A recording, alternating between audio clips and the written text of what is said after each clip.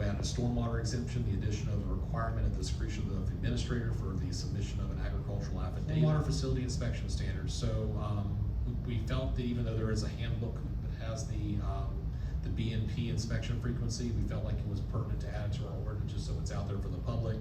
So we add that particular section there.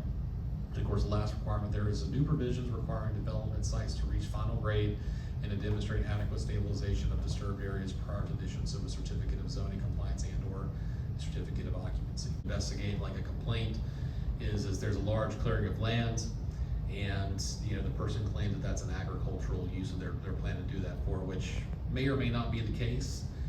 But however, in some of those cases, I think the VSMP administrator did want to have the ability to at least request an affidavit from that person, at least saying that they're going to go on written record as to say that they are indeed going to take that land and turn it into pasture to meet the exemption requirements of your ordinance.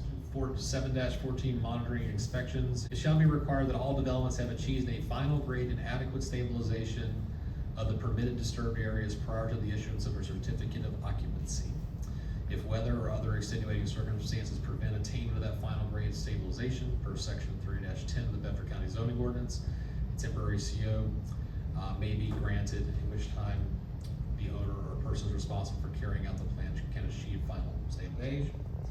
Commencement of a land disturbing activity without an approved erosion sediment control plan or land disturbance approval pursuant to section 3-2, that's a $1,000 fine. For failure to install stormwater BMPs or erosion sediment controls, that's a $300 per day fine.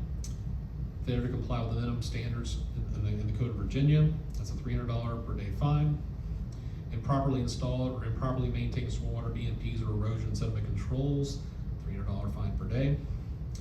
Operational deficiencies, that is a $300 fine. Failure to conduct and document required inspections, that is the self-inspections that's referring to that I was mentioning to you, $300 per day. Incomplete, improper, or missed inspections, including the lack of proper signatures, $300 per day. Failure to obey a stop work order, $1,000 per day. This is the most common one.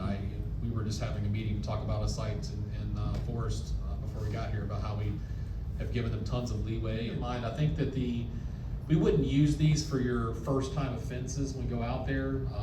These are for the people that reach that second stage where we've gone out there twice and they've made no improvements whatsoever on these job sites, and we're ending up into the notice to comply stage of enforcement. Folks that are recurring repeat violators. We have tons of those folks in your districts where we just simply can't get these sites into compliance, whether it be inoperable vehicles.